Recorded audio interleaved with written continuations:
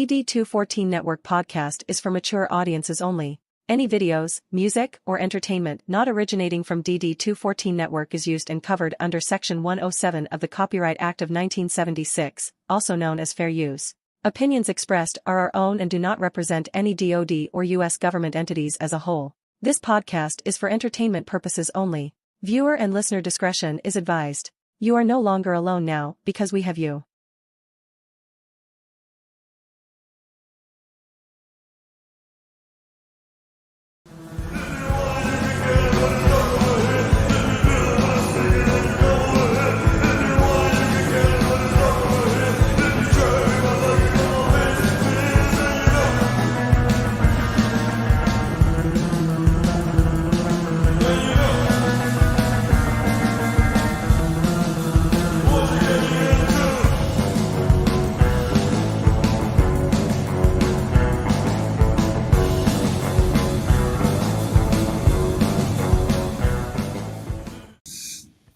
Alrighty.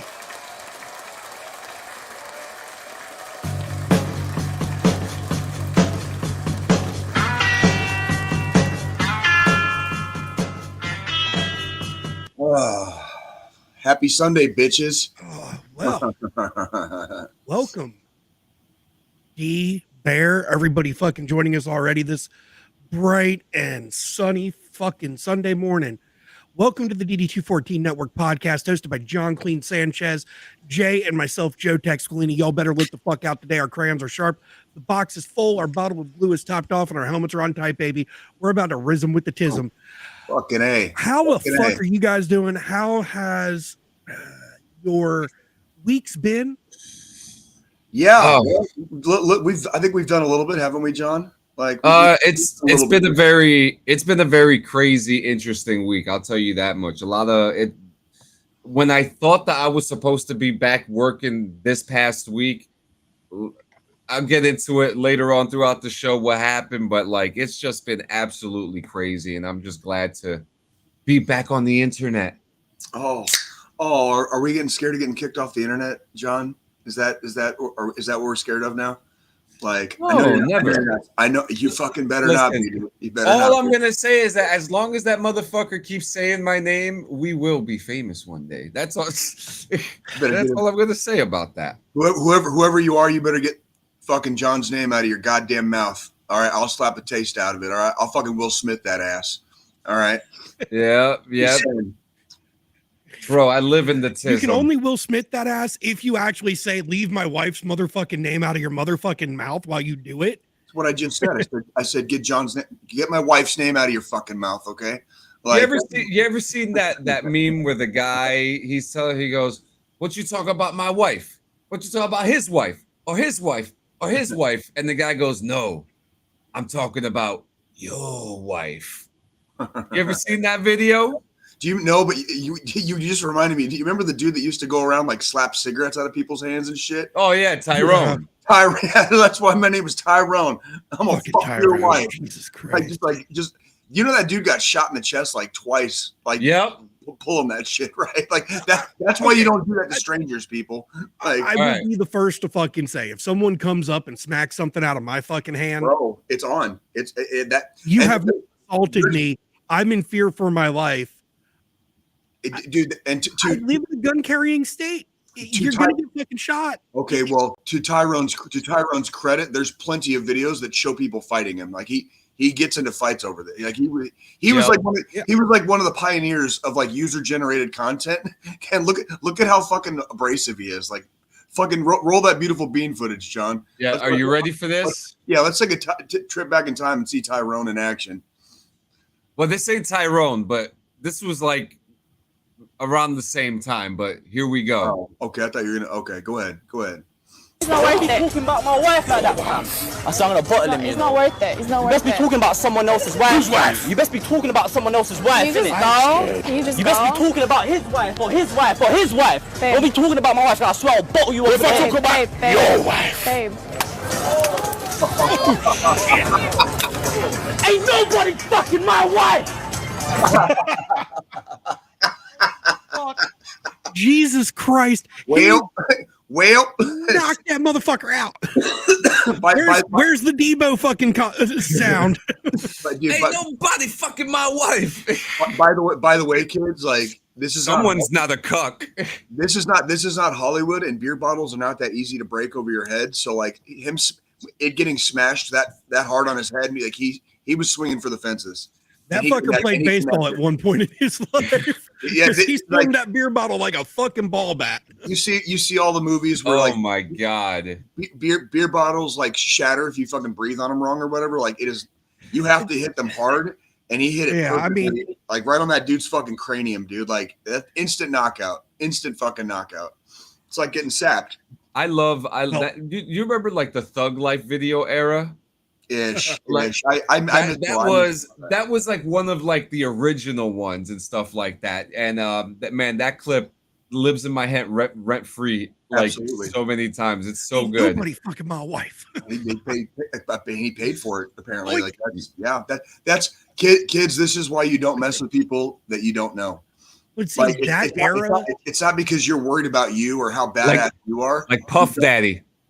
You don't know who the fuck you're fucking with. That's the problem. You never know who you're fucking with. And when you could tell just clearly by that video itself, that was that era of fucking YouTube where there was all the internet pranks going on. That was like that prank era where everybody was running around doing stupid shit. Like 08 to like 2015, basically. You know what I mean? Like somewhere like the earlier days of YouTube up until like about 10 years ago. Yeah. Absolutely. And again, that's why like when we talk about like generating content and stuff, like obviously the three of us are in a very, very controlled environment. You won't catch me dead going outside and fucking with strangers. You won't catch me fucking. I don't know how these motherfuckers do it, dude. It's some of the videos I watch scare me because I'm like, these motherfuckers are gonna get killed. Somebody's gonna get killed fucking doing like an internet prank. And that's the thing. I mean? It's like from the dungeon said here, killed, jail time, because these kids are going around like kids are trying to bring back this prank era. I see it all the time. And nothing wrong with prank. There's nothing wrong with a friendly. There's nothing prank. wrong with a good prank if it's done at the right time to the right people in the right place. Yeah. My thing is these kids that are going into like fucking Walmarts and wearing fucking Walmart employee vests and posing as employees and then doing stupid shit with to customers. Like OnlyFans videos. Like you're generating content on the internet. You're not joining the Hells Angels. You don't need to commit a fucking felony. Okay. Yeah. Like it's not, I don't understand the idea. Like, and we talk about it sometimes on the show because we have a fairly small viewership in general. And we're not here for the clicks. We're here for you guys and for ourselves and to have fun on a Sunday morning and just fuck around. Like, I don't give a fuck if our names ever get known. It means nothing to me. You know what I mean? Like we all have our personal views on that, but like it means nothing to me. I don't need attention so goddamn bad. Like Joe said, like I'm gonna go into a fucking Walmart and start fucking around. You know what I mean? That's a little absolutely right. Also, let's practice comedy decency with this because like I'm getting ready to start vlogging, for instance. So just like doing a vlogging channel just to see how that goes as a different layer of content, so people can just see more of my day to day, what I fucking deal with, what I go through, what I do on a day to day, and one of the biggest inspirations I have is Roman Atwood. He used to do pranks back during that 2008 to 2015 era. Now he just does vlogs every day of his fucking life. And even him, before he goes into, it's still a fucking thing, Jay, actually. You'd be surprised, Jay. It's a lot bigger now than it was back then, actually. Yeah, Jay, it's not for divorced moms who like to travel anymore. So but like one of the things with those is, also practicing common decency. You're going to go record in public at times. Yeah, if you're going into a store, make sure that store's okay with you recording before you just fucking record. Yeah, got to respect the condom. Or if the place says, no, you can't record, then obviously turn the fucking camera off. Know your local laws too. Yeah, I don't understand. There's a million different things you could do. Like have some goddamn imagination and figure out something you can do without being a complete ass bag or fucking prick to the public. You know what I mean? Because like that, it does get dangerous sometimes. Joe lives out, like close to fucking BFE. You might get shot out there. John lives fucking in New Jersey, right next to fucking New York City. You might let me tell you something. You might get fucking shot there. I live in fucking Kansas City, fucking like nicknamed Killer City. You might get shot. What time was I writing to you and told you I was still in New York City? Last night, my time was it was late. My time it was after midnight. Yeah. Well, you sent me the picture. I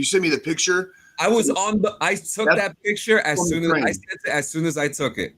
That was on the boat. Yeah.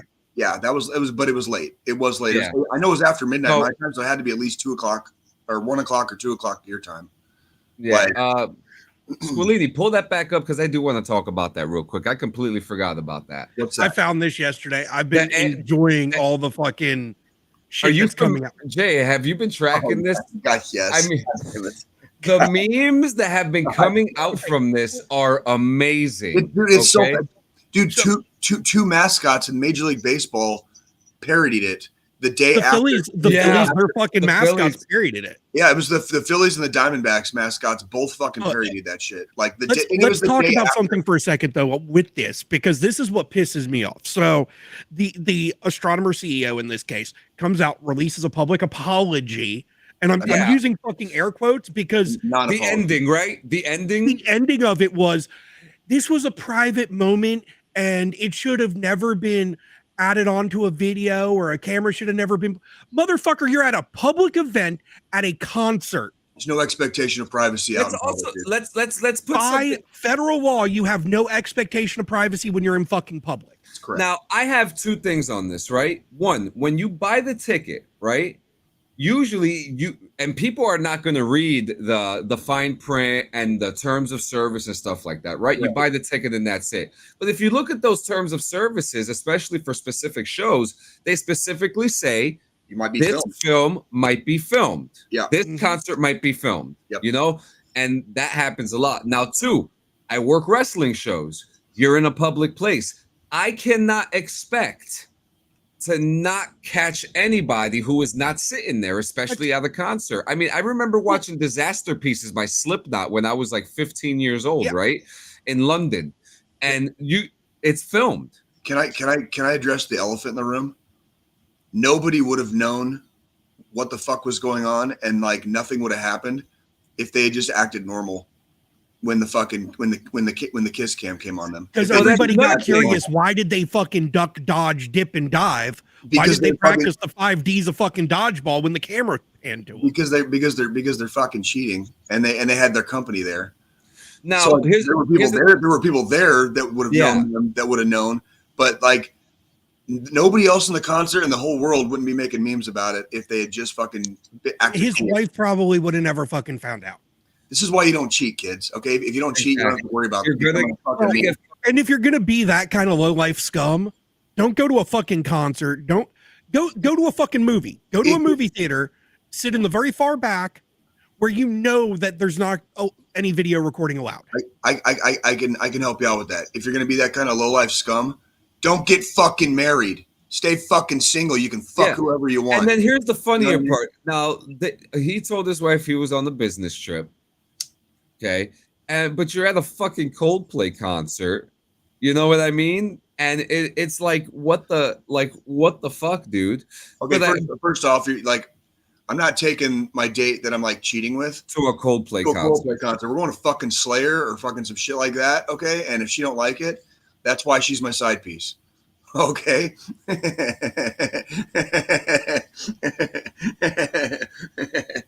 You always get caught. Okay. I've never understood cheating in regards to relationships. I'm not some fucking superhero fucking dude. It has nothing to do. It's literally about morals and ethics. That's straight down the line. It's black and white. If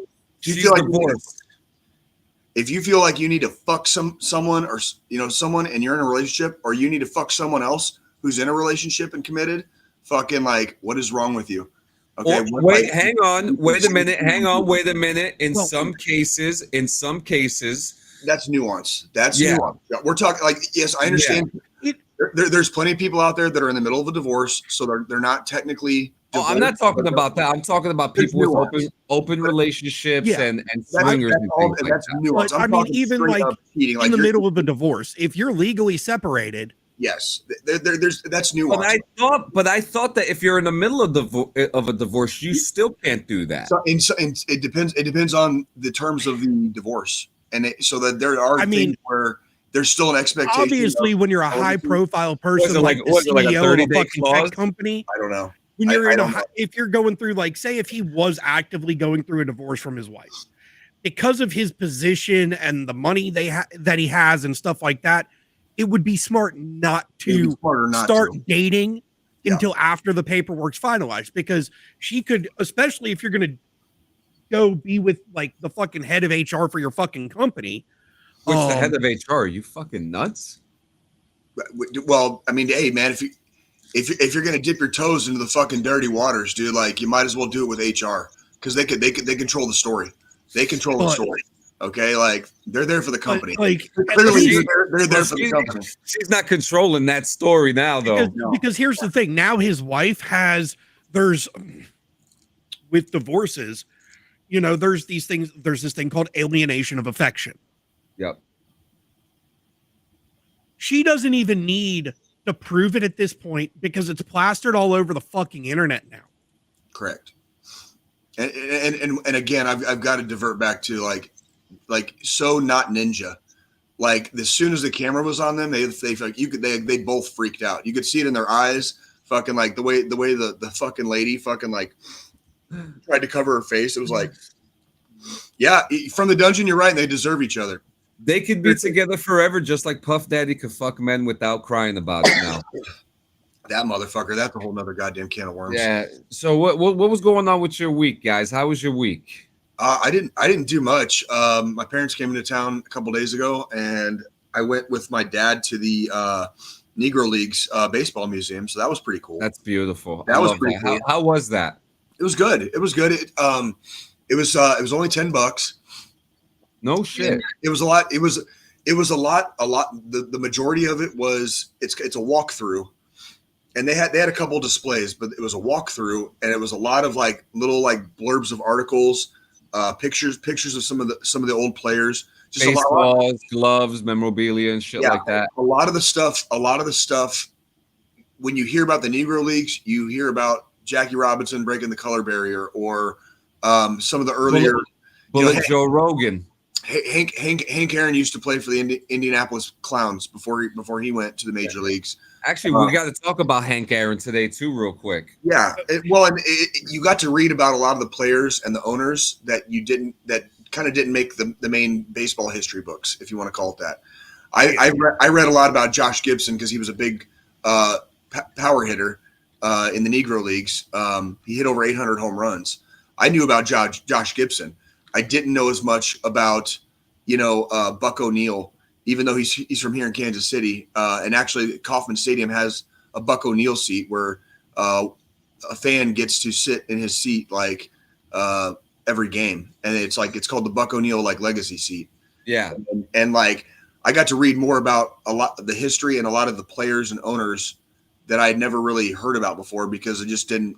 You'd have to go buy a book basically and read a Negro Leagues history book to get some of that information basically. So that part was really cool. And then they had some displays with the uniforms, and then at the very end, when you finish the walkthrough, you walk out onto a baseball diamond, and there's 9 life-size statues of players in their respective positions, and a batter in the batter's box. So I got my picture taken next to Satchel Paige on the mound, which was cool. And I'm not sure. And if they did, that's a really good question, actually. I mean, I'm kind of a history buff, and I don't think I've ever looked that up. There was a part where they talked about desegregating the other sports, like basketball came in the 50s. And you know what? I might have missed there might've been one on the football, and I think I've totally fucking missed it. Yeah, there was a Negro football league at one point in the United States. Fuck yeah. Oh, and then when you first walk into the museum, there's a like a map of the continental United States, and it's got dots for all the different cities where all the different cities, obviously, where they had a team. And it was really funny because like I looked at that map and I was like, holy shit, that's where like it's usually where like the rail lines fucking were. A lot of it was a lot of it you could tell was connected by the old rail system, basically, like what we had 100 years ago. So that was cool. Now it was very informative, and it sits in the same building. Apparently the jazz there's a jazz museum, John, and the jazz museum is like in the same building, and you just walk across the foyer. So I now have to go back and see the jazz museum because we didn't get to do that. Yeah, So, I remember. yeah. I mean, Kansas City has such an abundance of like museums. It's like New York, you know. Well, it has a really rich history. When they opened the West, and then when they had what was called in the early, it happened a couple times actually, but in the late 1800s, early 1900s, they had a lot of African American people moved to a lot of cities in like the Rust Belt, like places like Kansas City, Minneapolis, and St. Louis, and that migration occurred about 125 years ago, like give or take 10 years. A lot of that migration occurred. So Kansas City has a very rich and colorful history with the African American community here in the United States. That's kind of like, me and the wife, we were talking about, we want to go back to Kansas City, but next time we want to have more than, a weekend. Yeah, right. I want to move. I want to move to Kansas City. It's come so up nice. there for a fucking week. John, I ain't gonna lie, dude. I've been up in like a couple of my homies' ears. I'm like, dude, like even if you don't come to Kansas City, like the Midwest ain't the worst. The Midwest ain't the worst place to be right now. It really ain't. If I could see, for me, I'd have no issue with it. I just have to convince. You'd be fine. You'd be fine. You do, Joe. You'd fit in and sing, or you'd I swim. just have to convince my wife. Yeah, well, that's the hard part, and I mean, I think she's trying to convince me. Hold on. She had the audacity the other day to say we should move to Philly. Oh no! Like, no, you're better off moving to Delaware, where Metropolis is. I have a fucking list of places I will not live, and Philly's one of them. Philly, Jersey, New York. Pretty much any northern state. It's like too fucking expensive up here. The East, too fucking expensive, too fucking cold. I don't mind the cold as much. For me, it's just more. It's not Arizona. It's not like where I grew up, basically. You know what I mean? And like, it also happens to be the Midwest is kind of laid back, and coming from Arizona, which is not always so laid back. You can kind of chill out here, and as long as you don't bother anybody, for the most part, nobody bothers you. And I'll take that's that. The only downside with the Midwest, Cleary, is the tornadoes. I mean, again, I've been to fucking multiple parts of Missouri. I've been to St. Louis. I've been to fucking, obviously, Leonard Wood. Yep. I've been to Kansas City. I've been to fucking pretty much every end of the fucking state plus the middle of it. Yeah. And that's the only downside is really the tornadoes. And I mean, it does get pretty fucking cold there during the winters. It can. It's the winters the last few years have been pretty mild, but we've had a couple of polar vortexes. When that shit happens, when that shit happens, like you freeze your balls off. Like I think it was January of last year or this year? I got stuck in that. Oh no, I had Fred, so it was this year. January of this year, I got stuck in the house for a week, but we knew it was coming. I stocked up. The fucking snowstorm hit. We got hit with a blizzard, and I stayed in the house for a week. No big deal. You know what I mean? I mean, and that's the thing. Like, I'm fine with that. Again, I work fully fucking remote. I could just pack up my fucking office and go anywhere in the fucking country I want to. And as long as the power's on, you don't have to go outside. I mean, just stay inside. My rules. My personal rules of where I will not live really depends on the gun laws. I have several friends that feel the exact same way. I have several friends that feel the exact same way. If I have to jump through almost a 12 to 18 month waiting period to fucking get a permit to purchase a firearm, and then, for instance, Jersey, You can't smoke weed and have a firearm. I can't even own the fucking ammo I use. We're not gonna do that today. I'm not getting like because I'll start freaking out. Like I'm not because that shit's fun. You can drink yourself into fucking oblivion, and you're legal to have a fucking firearm, but because marijuana is still federally illegal, technically in any state, if you smoke weed, you're not supposed to have firearms. Horseshit. If the law is unjust, it's an unjust law. That's a horseshit law. That is a horseshit fucking law. That's really like my big stipulation. So obviously the West Coast is out of the picture. The northern states are out of the fucking picture. That leaves the South and the fucking Midwest. If it makes you feel better, and to give Brandon Cleary some perspective, I got here about 3.5 years ago. I heard the tornado siren. The tornado siren in my neighborhood went off for the first time a couple weeks ago. So we had one close call in 3.5 years with a tornado. I'll take those odds. I'll take those. Did I ever tell y'all how I found out I was allergic to fucking wasps and bees and fucking everything with stingers? No. It was while I was at fucking basic training. We were on the rifle range and a fucking NATO touched down. Okay. And at the ranges there, it's all tornado bunkers underneath the platform you're laying on. Yep. Well, when we slid the fucking lid off and I rolled into it, there's a wasp nest. There was a wasp nest. God damn it, dude. I went into fucking anaphylaxis, and the fucking drill sergeants were fucking having to run CPR until fucking they could get a fucking bus out there to get me to the fucking to get epinephrine in me to get me to the fucking hospital. And that happened at basic fucking training. Yep. That's a hell of an introduction to the Army right there. Like going to fucking anaphylactic shock and fucking like almost die, and then like, oh, by the way, you're going back to training tomorrow.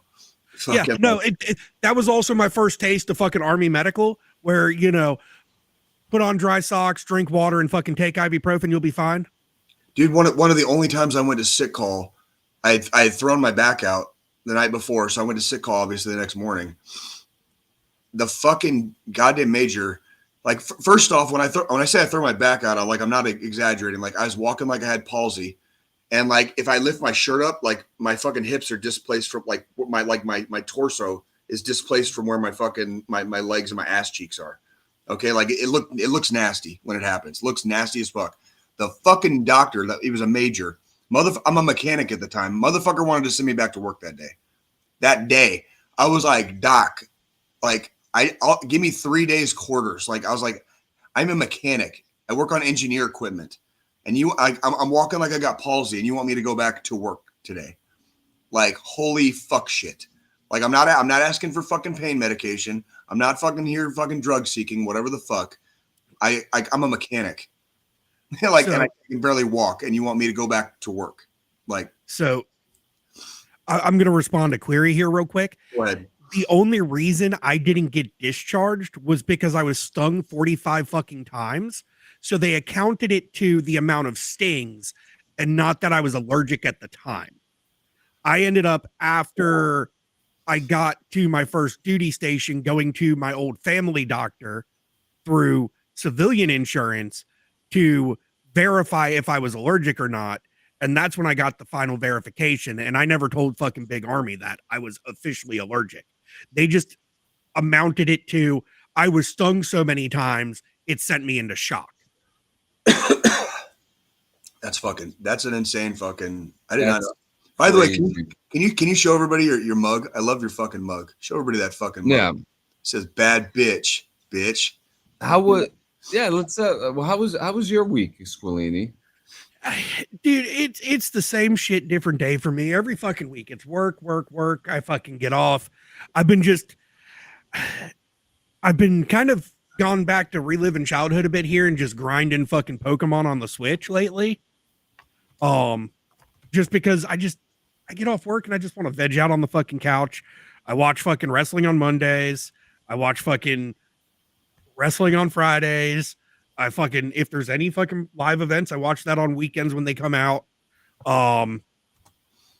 Joe, sounds like you need yesterday in your life, dude. Like, do you want to rob a train or something, man? Like, do you want to I mean, here's the thing. I've got beer in the fridge. I've got whiskey in the cabinet. I've got fucking, my wife and my kid. I've got a good fucking life. It's not like it's just You're content. You're content, but something, sounds like there's a little something missing there, Joe.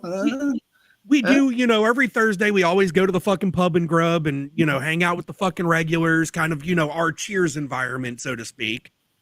Maybe sometimes you want to go. I know there's not much you can do about your work schedule, but maybe try to mix up your personal schedule a little bit just to give it some fluff. Maybe we go to, we do that. We fucking go to the gym fucking every day, trying to fucking do that. Still, I'm down 40 fucking pounds in 2 months. Do y'all do that as like a family? Yeah. That's good. That's fucking even cool. The kid gets. We get up every fucking morning at 5 a.m. and fucking go to the gym. Good. That's very healthy. The kid gets up and goes with us because, good. Good for her. That's bad. So I mean, it's not. I can't wait till my daughters are like a little bit older and we can start fucking hitting the gym together. Again, it's not an exciting life, but it's fucking life. Spreaded. I don't think. I think also maybe what you're kind of alluding to is like the older we get, we don't necessarily need all the bright lights and fucking big action. We are getting older, so like the rock and roll is getting turned down just a little bit. You know what I mean? Where it's just like, because I can't hear it anymore. You know what I mean? So yesterday we went to the fucking mall with the kid because she wanted to go do some clothes shopping. She when she was with her mom for 2 weeks, she went to her friend, and her friend's parents sell fireworks during leading up to the 4th of July, and they let her work for them, and she made some money. So she was like, you know what, I need some more clothes. I want to go clothes shopping and spend my own money on them for a change. Big props to her. I'm so used to her fucking telling me to spend my own fucking money on shit, my money on that shit, which I mean, that's fine. She's a kid, but she wanted to go fucking to the mall and spend her money. So we took her to the mall. That's where I got my bad bitch mug. Fucking A. I'm so glad they have those out already. That's just amazing how quick. I also got another mug. That's my work mug because I can't use this at work. Clearly not, or at least not in sight of everyone. Like, my work mug says Big Tism Energy. I love that. I fucking love. Yes, sir, dude. Yes, sir. So sign me up for that one. I mean, and we do stuff like that. We'll go to every once in a while we'll go to the fucking arcade or something just to, because we've got, there's those barcades all over the place now. And Kansas City, as long as we go before 9 p.m. in the evening on a Saturday, the kid can go in with us because the rule is after 9 p.m. it's 21 up only. So, we'll go on Saturdays and do shit like that just to get out of the fucking house, go do something a little bit different. Fucking A. So, but like you said, it's the whole getting older thing. I don't like fucking people that much. Yeah. People kind of unless I consider you part of my fucking circle, I don't want to be around you. Is it just me or like it's not their fault either? There's a lot of good, decent hearted enough people out there. It's just like a lot of days I don't want to fucking deal with them either. You know what I mean? It's like not necessarily their. It's just like it's me. It's not you. You know what I mean? Like it's it's all me. Like my okay, George Costanza. I'm just in my little black heart filled with hate, dude. Like I'm sorry. I created that. I'm sorry. I don't want to be around all the fucking beautiful people anymore. Okay, like I don't fucking care. You know what I mean? Like, go ahead, Joe. I'm sorry. I didn't mean to interrupt. There's two different types of, like, after you turn 35, there's two different things that either happen to a guy. You either get into smoking fucking meats seriously, which, as we all know on this podcast, I fucking do, or you start playing fucking disc golf. I'm not fucking doing that shit either. Like, but I will play hacky sack though. So we'll if you just I play the fifth. Yeah, I'll play hacky sack. John plays disc golf. He just doesn't want us to know. Do you know when I lived in Pueblo? When we all first met, when I still lived in Pueblo, they had a really nice disc golf course at one of the parks there. John, you would have liked it. It was one of the main parks. They need to do disc golf with scooters. Yeah, like a golf cart. Like I want to be lazy and drink while I do my disc golfing, and I want to be lugging around a fucking rucksack full of a case. So that's, you know what I mean. I was going to get into it. I've actually been contemplating, trying out disc golf because one of the breweries that I really like in my area, it's a veteran-owned brewery. And they have a disc golf course. You know, for all the shit I'm talking, I will say, like, for health and welfare, playing disc golf is good for you because you're getting an amount of exercise and you're walking a lot. Now, so, like, I can't. One thing I don't understand. The one thing I don't understand. One of my employees, he lives in an area where it's just ridiculously hot this time of year. Like Arizona. Yeah, and he actually in Arizona, and he plays fucking golf. Yeah, fuck that shit. Nope. Like he goes out on his fucking Saturdays off and plays fucking golf. Nope. Okay. In 100+ degree fucking heat. I did that shit when I was a kid growing up there. We used to go hiking and we'd go crawling around the fucking wash outside of my neighborhood in ungodly heat. I did it all through my 20s, fucking working manual labor and construction. And then I did it in the Army for fucking almost 12 years, dude. Like, I'm done being outside in the fucking heat. If I don't have to, if I'm not helping one of the homies, like, move their shit or, like, you know, working an actual job, I like AC. I like heat in the wintertime. If it's not 8:30 oh no, you're good. If it's not 8:30 if it's not 8:30 on a Tuesday morning, I'm not going. I'm telling you, bro, if I don't have to be there, I'm not going outside. I don't like being outside anymore. Straight up. It's just like, even with moving, like when we moved this last go round, when we moved into the house we're in now, we moved end of January, fucking February timeframe. Yeah.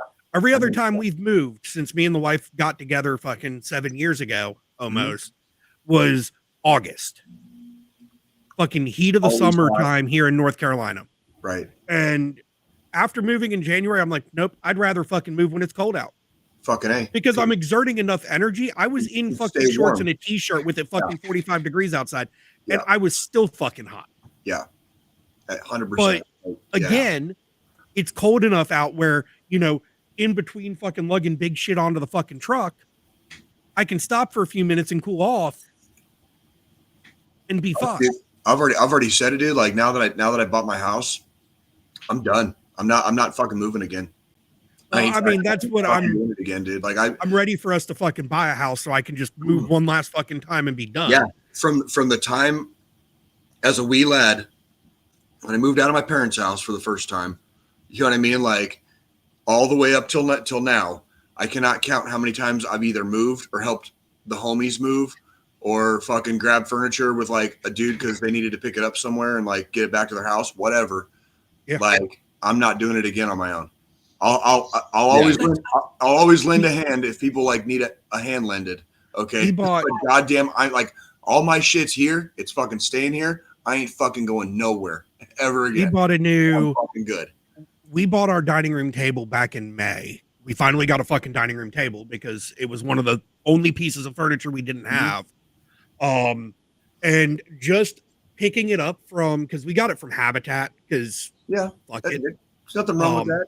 Plus, it goes to a good cause. Money goes to a good cause. A lot of the furniture in my house is either secondhand or like my grandpa built the coffee table that I have. Like, so the father-in-law, he picked it up from there for us and then brought it to the house, and just moving it out of the bed of his truck into our dining room, which isn't fucking far.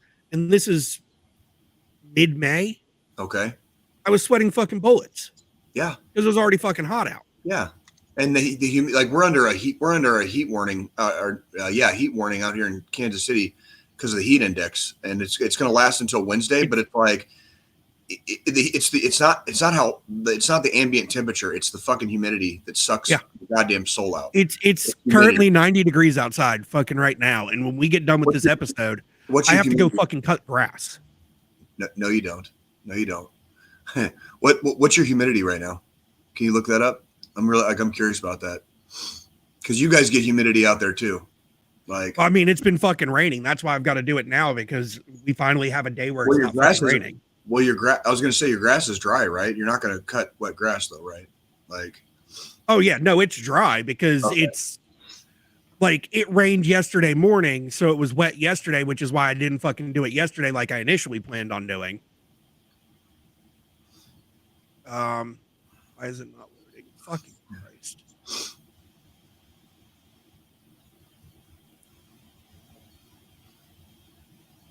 You know, for being a tech guy, you're kind of slow on the draw there, partner.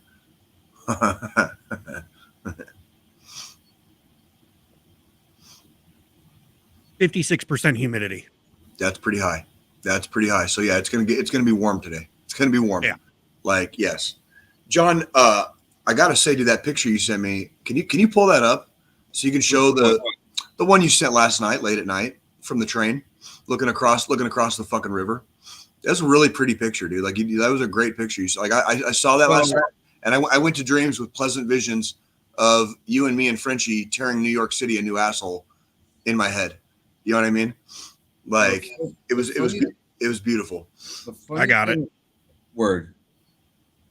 So that picture, it was actually taken on the boat on the Staten Island ferry. Joe, zoom in on that, like, if you can, because you can see the platform where the platform is, but looking out across the river and just seeing the lights of the city across the way. It's a really Yeah, pretty. it won't let me zoom in on it. It doesn't give you the. Can you open it in a new tab and use the magnifying glass function? Because that's what I usually have to do. I have to open it in a new tab. Like you have to open the picture in its own tab. Yeah, that's what I just did. Oh, my bad, dog. Yeah, but it was like, that's like it just I literally like. Oh, let me see. I got something right here. That's about as much as it'll zoom in. That's pretty good. That's pretty, because if I can see it from here on a full screen, that's pretty good. Staten Island. That's Staten Island. I literally went to bed last night daydreaming about us fucking like partying in fucking New York City someday. Oh, I'm telling you, we could do it in the ferry, and I'll get to that part. But Squilly, did you finish your week? I don't want to take time. I mean, that was pretty much fucking it. The old man had an old man week. So yeah, we'll get. So I'm going to get the sad stuff out of the way first. All right. Yep. And just to get it over with, I don't want to spend a lot of time on it because I do have a lot of positive stuff to talk about today. But unfortunately, my grandmother passed away this past week, which was kind of an opening of eyes and moments of truth, and seeing family that I've taken myself away from for my own reasons. It happens. Sure. That ain't nobody else's business. Do that to your business. A lot of things were cleared the air. Family was good. It was nice to see a lot of family there. Got my kids to be around with them. But one interesting thing I got to do was be the pallbearer for my grandmother, and that was an interesting thing. But yeah, it's a natural thing. Death happens. I'm getting used to this getting older stuff where people are dying around me. And yeah, that's part of the deal. The older you get, the more people you're gonna outlive. Yeah. So now I'm getting into that part of my life where it's happening now. It's happening a little bit more frequently, and it's becoming more noticeable, and it sucks, but there's a ticket we ride. But I'm gonna go to hell for this, but there was 2 moments with the priest, and was Grandma Catholic? Yes. Okay. Just a very, very, very beautiful Catholic wake, and recession, I believe it's called, and all that stuff. It was very beautiful, very beautiful. We even had a police escort. Dope. Fucking we had major police escort. Now the priest was a little unorthodox, I guess you could say. Oh, I thought you were going to go somewhere else with that. Do tell. Try to touch you in inappropriate ways. No. He was actually really nice. He was a really nice guy. Former lay pastor Jay wants to fucking hear this shit. So tell me about this. So he's doing the service, and we're sitting there, and he goes, and I swear to God, my wife is my witness. She was sitting 4 inches away from me when this happened, and he's doing his service and stuff, and he's like, her life is gonna go into the eternal. But he said it out loud. He said it out loud. As if it was an echo. Awesome. That's some fucking shit right there. That's awesome. I'm sorry. I mean, obviously my condolences about your grandma, but doing that shit, that's Jesus. I looked at my wife. Eternally. I turned over to my left first with my peripheral vision. I looked at my wife and she was beet red and her mouth was tight. She's like trying not to fucking like laugh. Laughing at a fucking funeral. Like, I mean, shit. My dad is like maybe 5 feet away, and I have one of my aunts like looking at us. And Bunny, it's like she knew. Yeah. Like, man, you want to laugh too? And That's like, ridiculous. it was just that moment, and me and my wife were there. I swear to God, for at least 6 to 8 minutes, just. Dude, I bet you. Wherever she's hanging out from now, your grandma's probably laughing her fucking ass off. Yo, I was cracking up. And now the second part, my wife was gonna kill me for this, because during the mass, before we get her buried, he did a fake echo. Echo. Eternal.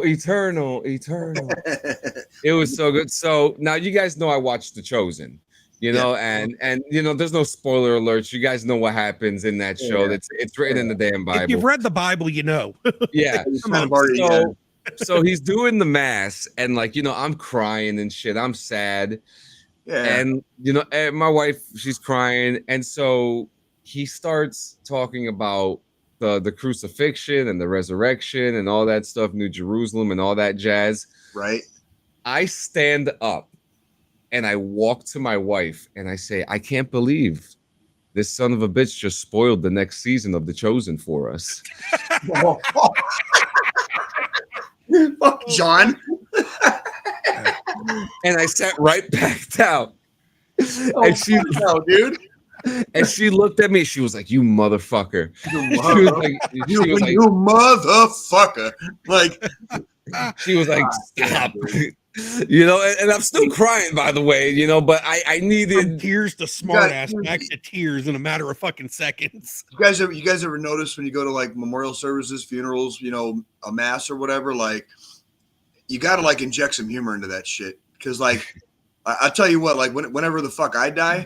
Y'all better not be fucking like it.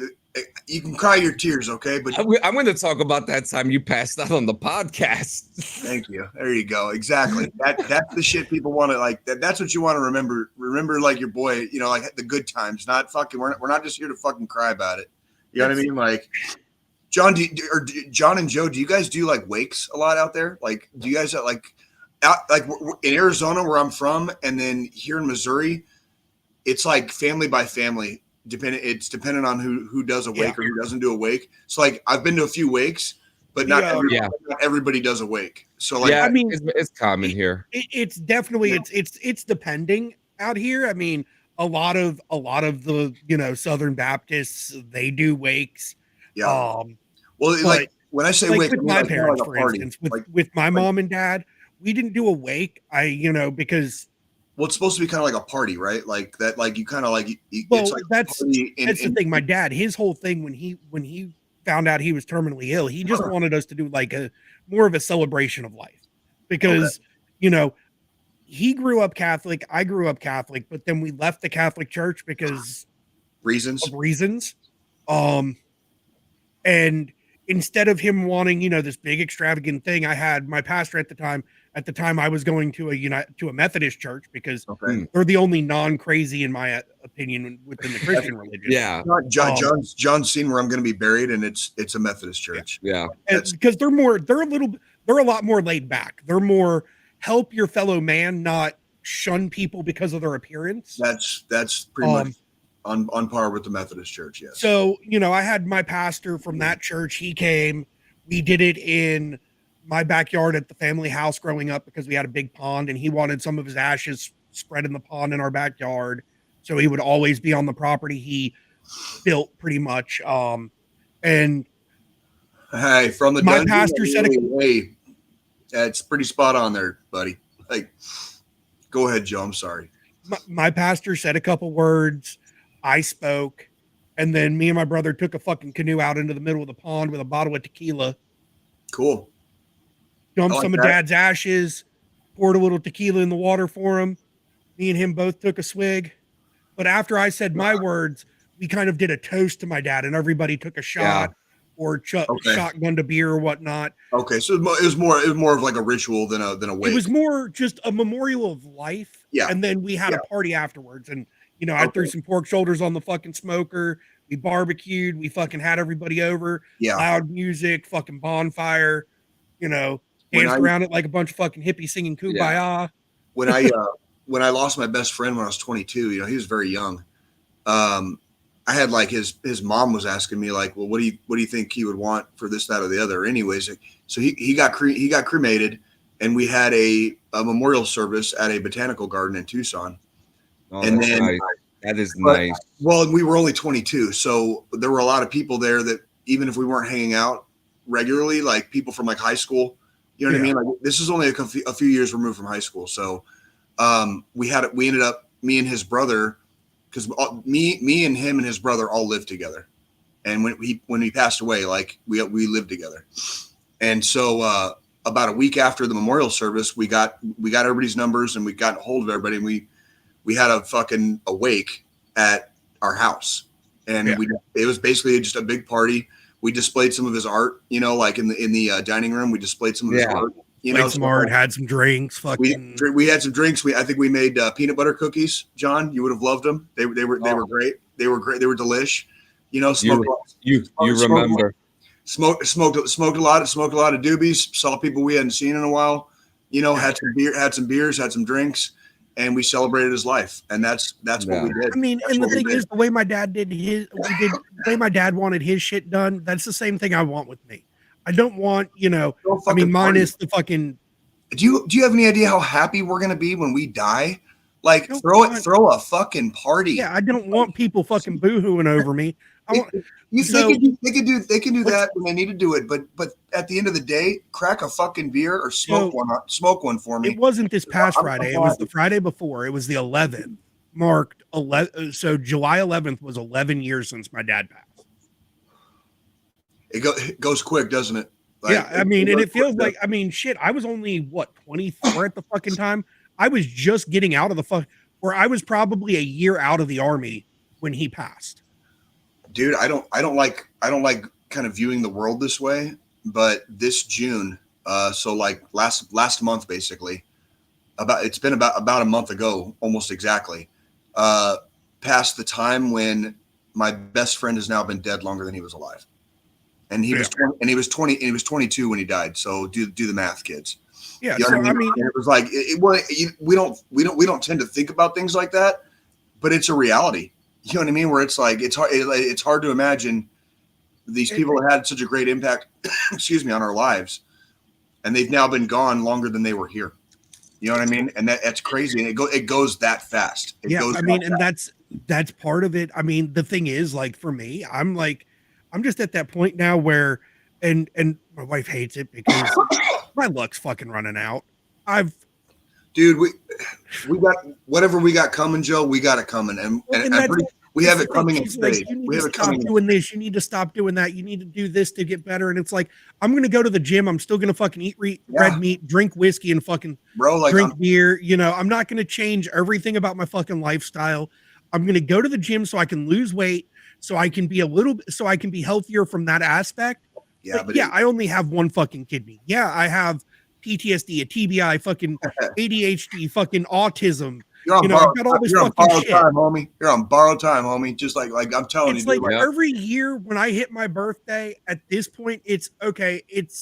I made it another. Fuck yeah. I made it another. Yep. I made it another.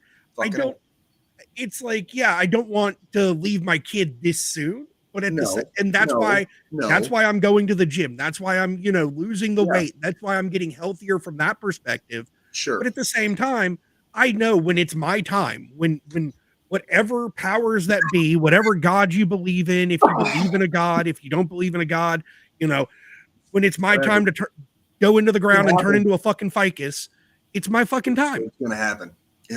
Inevitable. So John, you did the funeral thing and had some laugh.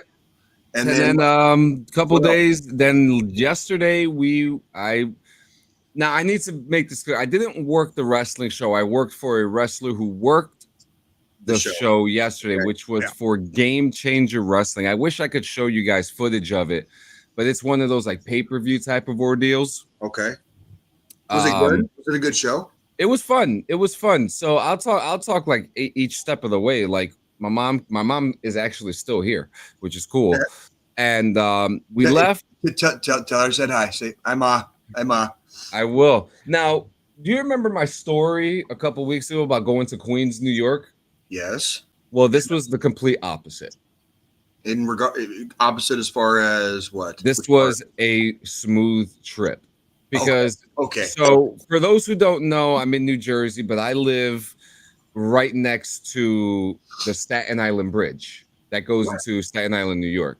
So our plan was to go into Staten Island, take the ferry into New York City, which we did, and the ferry. My wife and I know that part of Staten Island, the St. George area, and the Staten Island ferry very well. When we were vagabonds, we used to sleep in the ferry,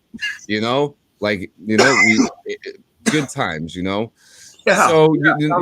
So we always enjoyed taking the ferry. So we decided to take the ferry. We got the ferry, got into New York City. We walked up, got some pizza, then got on the train to Coney Island. And, Coney Island, if for those who don't know, every July 4th, they have the hot dog eating competition there. Hey, Joey won again this year. He fucked that shit up. Did you see that? They do the mermaid parade. What'd you say about Joey Chestnut? He fucking fucked that shit up this year again, dude. Like, they brought him back, and he fucking crushed it. He fucking crushed it, dude. Well, there you go. Now, man, Coney Island, haven't been there in a few years, and it looks nice, right, baby? Like, they did a really nice job with it. John, I gotta get the fuck out there, dude. Dude, Coney Island is the place. Now, what was really cool is that this wrestling event was held at a baseball stadium, Maimonides Park in Coney Island, Brooklyn, New York, right? It was GCW. Baseball stadium's on Coney Island? It's right next to, let me get a picture for you. Hang on. So if we're talking, with us talking wrestling, while you're pulling that picture up, I just want to point out one of my old neighbors. What right here? What promotion? Wrestles for Alpha Underground, which is our local promotion. Okay. Oh shit!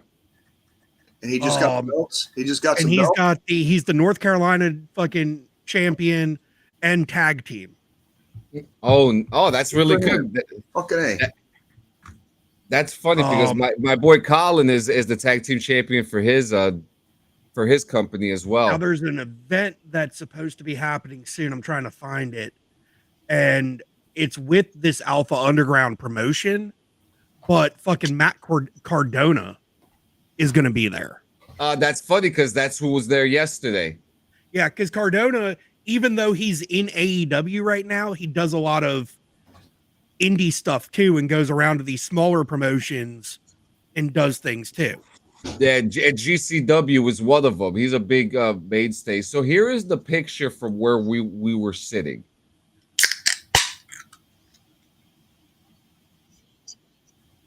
Okay.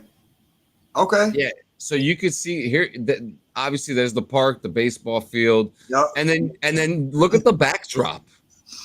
Yeah, that's beautiful. That's the Coney Island fucking pier right there. Yeah. Oh.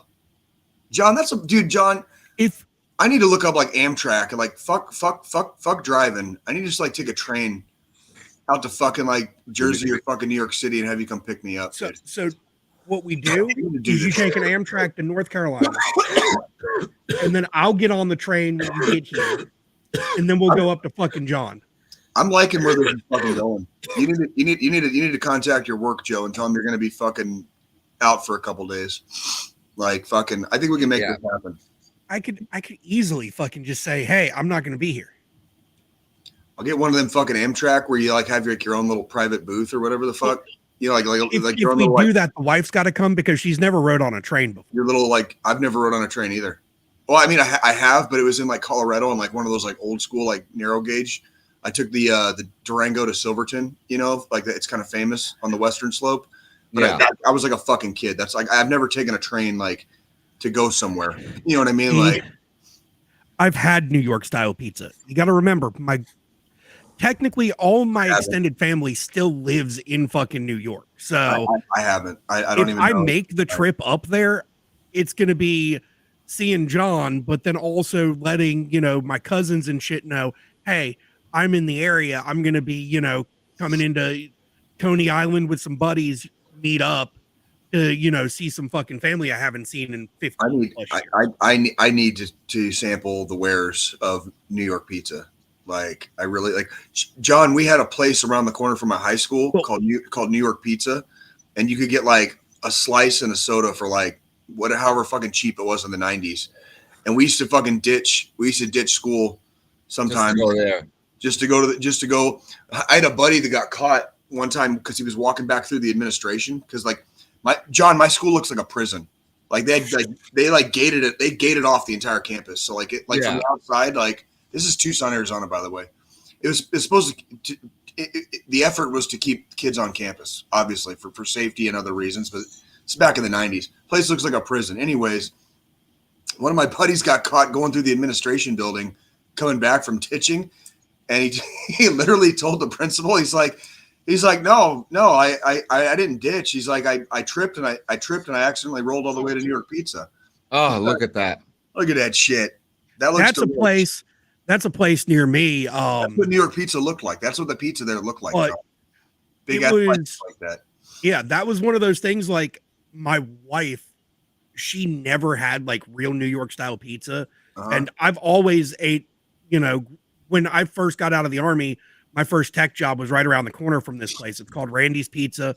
Old fucking Italian New York family moved down to North Carolina, opened up a pizza restaurant. Brought the pizza right in the middle of fucking the tech area of fucking North Carolina, and I'd go there every fucking day on lunch because $7.50, 2 slices of pizza and a fucking large drink.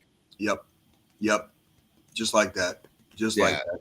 So we get to the show, and I'll go through some of the names in here. So there are some very familiar names. I'll go through all of them real quick because it was only a few matches. One of my favorite ones, Grim Reaper, who all of a sudden has a full head of hair. Did he win? Grim Reaper did win, and it's funny because his thing. You could watch GCW Bash at the Ballpark on a 7-day trial on Triller TV. It's on there, and you could actually. And I'll get to some funny moments real quick. Here, babe. But Grim Reaper won against Austin Luke, Jay Lyons, JP Grayson, Alan Angels, and the man like DeReese. Then there was Jonathan Grisham was there, Deanna Purrazzo, Joey Janela, Ninja Mac, Mike Santana, Matt Cardona, also known as the Long Island Iced Tea, Zach Ryder, Matt Tremont, Priscilla Ketty, Atticus Koger, Otis Koger, Masha Slamovich, Gringo Loco, Tommy Dreamer was there, Amazing Red, and Charles Mason. How's Tommy Dreamer doing these days? What the hell's he up to? How's he doing? He still moves around like he's 22 years old, but you know how it is. But what I was there for was the GCW World Championship match, which my buddy, my employer, Colin Parker, asked us to go to, because this is a big promotion. To give a little background, Colin Parker just started like a year and a half ago. I was gonna say we've talked about him on the podcast a few times. Yeah. Squilini, are you familiar with Game Changer Wrestling? No, I'm not. Okay. I just remember from whatever you've talked about, John. And I know you go to a bunch of like different like independent shows. So like and they're you know what? And when you come here, we'll go to one. I would love to. Yeah, that's what I'm saying. Like, we need to tear New York City a new asshole, go see a wrestling show, and then like get drunk enough that we just randomly decide to do something random. Yeah. So I'm assuming that from the Dungeon Dose GCW, but they're one of the bigger independent promotions, right? Kind of like what Ring of Honor used to be back in the day. Yeah. So they're they remind me a lot of Ring of Honor. So they're coming up basically on the independent circuit. Yeah, really well. And so the match that that they had was YDNP, Alex Price and Jordan Oliver, which they won. They retained their tag team titles against guys like To Infinity and Beyond, High Seas, and my buddies, the Prospects. Okay. So now I think this is maybe like third or fourth match that we've gone to. The match was amazing, lots of good spots, and I am so proud of Colin because this was a guy who was playing WWE 2K, making a character and being part of a CAW wrestling community, right? And CAW is creative wrestler. They make their characters and they made like a little RP thing. Didn't you do that for a little bit? Yes, I did. Yeah. So he went from being really into this to actually becoming a real wrestler and actually killing it. And I can actually announce, and I spoke about this, I'm working on a documentary for him about his rise, and we actually pushed back the documentary because he got booked at this show. And the show was great. It was fun. To see them debut in the time that they have been around was fantastic. You know, it's amazing to see a come up happen so fast with people who actually deserve it. Sure. You know? Sure. Yeah. And I'm humbled to know that I'm chosen to be their cameraman, you know? Fuck yeah. It's a really cool experience, especially talking to them sometimes before. I don't get to see them before the matches, most of the time after. But like, you know, speaking to them after their match, you know, because this is like the Jay Alfredo, the partner, said this is my WWE right here. I just played at a baseball stadium in Brooklyn, New York. Yeah. You know, to a large crowd. Yes. You know, on pay-per-view. Essentially, for a lot of guys, that might be the extent of it. You know what I mean? Like this, you're talking about it's sports entertainment, but it's still a fucking sport. Yeah, like everyone has a fucking shelf life, and not everybody makes it as far. It's just like the fucking army. Not everybody fucking does 20 years. Yeah, you know what I mean? It's like my buddy that I showed, Case and Kane, who's the Lucha, so it's the Lucha tag, like North Carolina Lucha tag team champion. That's cool. The tag belts he's got, and then the NC Cruiserweight Championship. But one of his buddies that he wrestled with, that him and his buddy Jackson Drake, they started out together in the indie side here in North Carolina, and Jackson Drake is the current WWE Evolve champion. Really?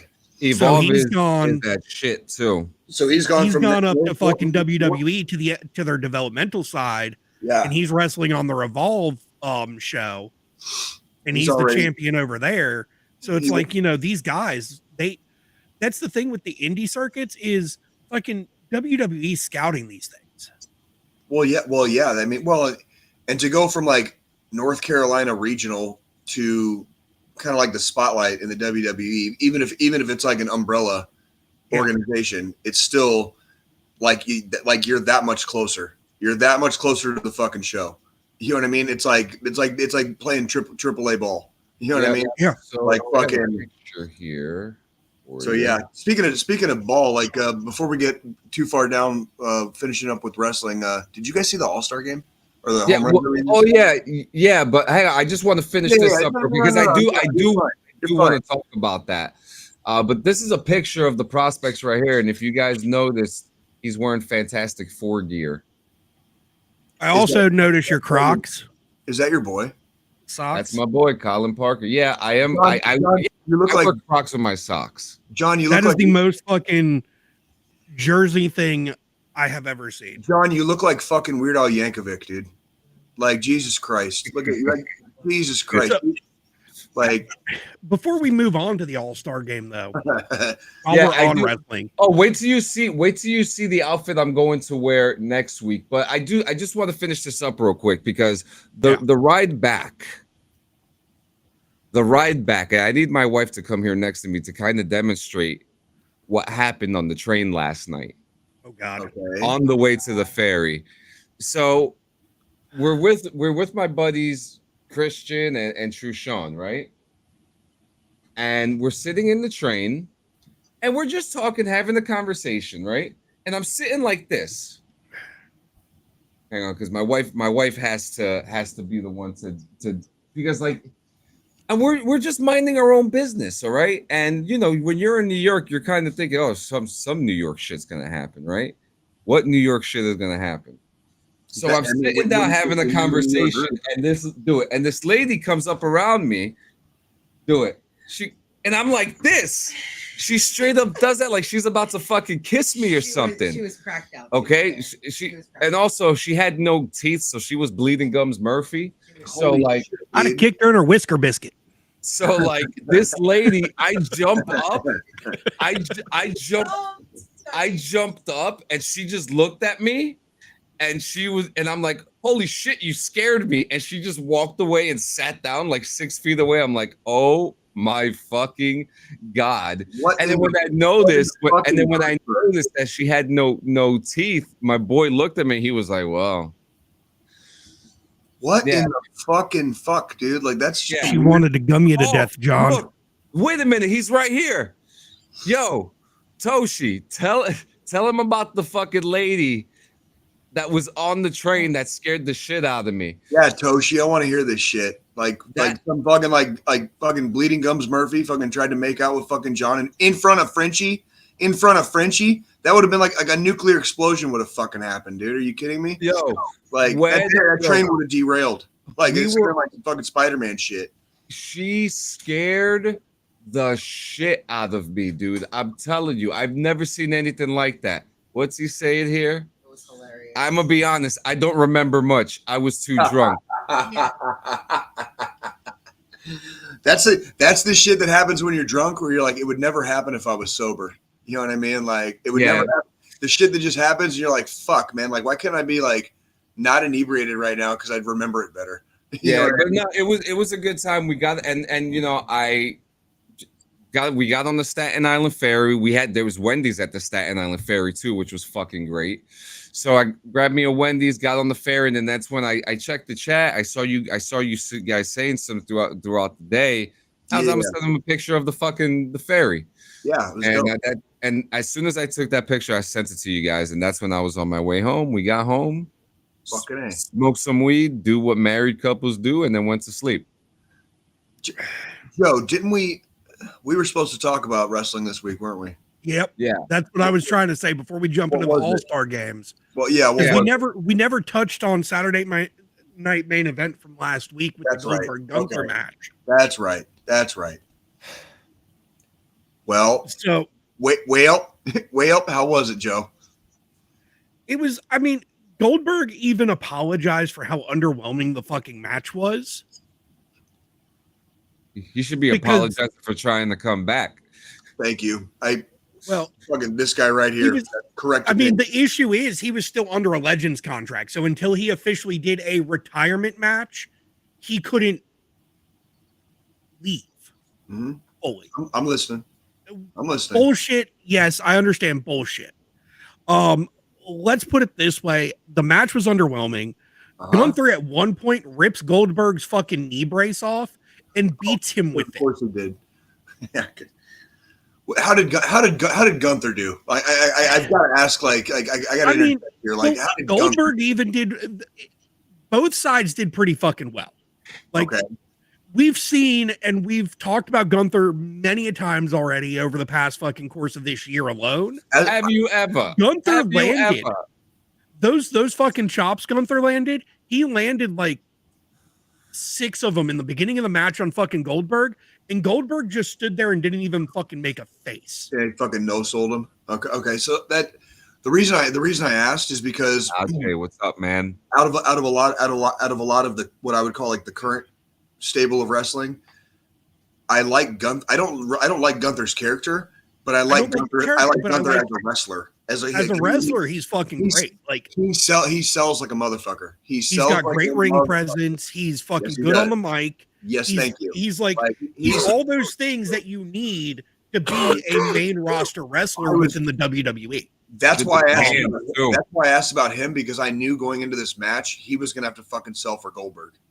I knew he was gonna sell for Goldberg. Like, and so it come down to like when he ripped off the knee brace, What happened was Goldberg was going for a spear on Gunther. Gunther jumped out of the way. Charles Robinson. Yep, there it is. Yep. Charles Robinson, the fucking ref that's been there since almost the fucking beginning at this point, was in the way, gets fucking speared. Then Gunther, because honestly, it was going in the direction of Goldberg fucking winning. But then he speared fucking Charles Robinson. Robinson's out. Gunther rips off the fucking knee brace and just is fucking beating the living dog shit out of fucking Goldberg with this. Good. And hopefully his last match. I'm glad he got fucking whipped. Like, seriously. Did Goldberg sell the finish? Did Goldberg at least sell the finish? Oh yeah. He sold the finish. Good for him. Yeah, well, that's why I was asking, John, because it's Goldberg. You know what I mean? Like, that's exactly what you know what? It's crazy because I see, they've brought up Bret in the chat has brought up Bret Hart twice now.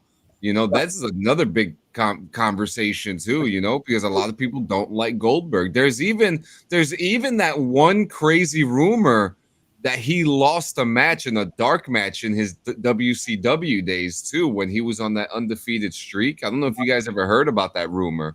I'm not sure. No, yeah, there's been a long-standing thing in professional wrestling. There's workers who work stiff, and there's workers who work too stiff. And Goldberg was always one of the ones that worked too stiff. It was too stiff. For any of you old school wrestling fans, I'm gonna name somebody. I'm gonna name drop somebody, and you're a fan if you know who the fuck it is. A guy by the name of Stan Hansen back in the day. Stan Hansen. Fucking notorious. Too stiff of a worker. Notorious for it. He was so fucking notorious for being way too stiff. And like, I mean, and the thing is, it was the same shit. He injured people. He fucking injured people. When it's supposed to be like, you got to work tomorrow night too. You know what I mean? Like, it's like, yeah. The thing is, the match was just overhyped because it's fucking Goldberg. Well, that's why I didn't. I'm not gonna lie. That's why I didn't watch it. Like, it was like I watched it because it's fucking free to watch. Night, and I played Red Dead Redemption 2 because I was like, I watched Saturday Night Main Event more for the matches before that match than for that match itself. Fair. Speaking of main events aren't exciting as they used to be. Well, how were the other matches, Joe? The other matches were good. I mean, again, I watched it for the other matches. I don't fucking remember exactly who. No. It's been over a week. Yeah, you're fine. Because so this airing of Saturday Night Main Event was really kind of just a short.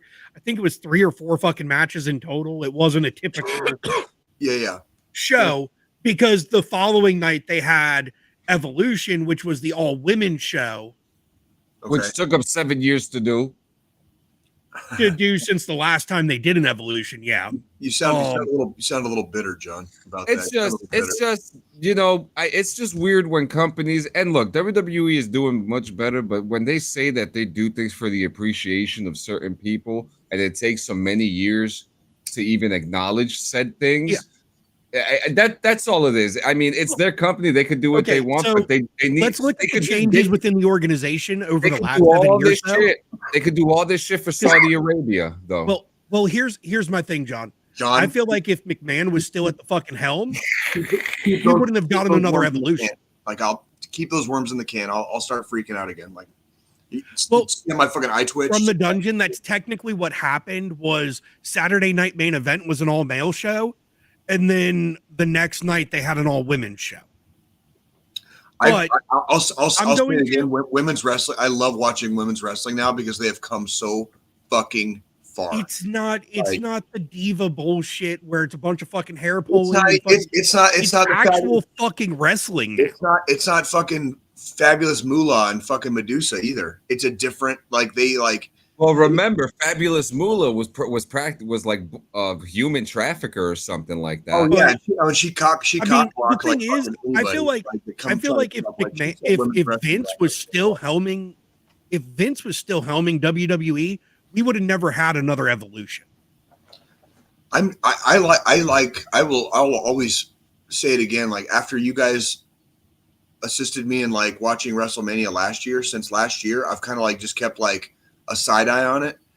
And wrestling is so much fucking better than it has been in a while. It like this is like it's kind of like coming.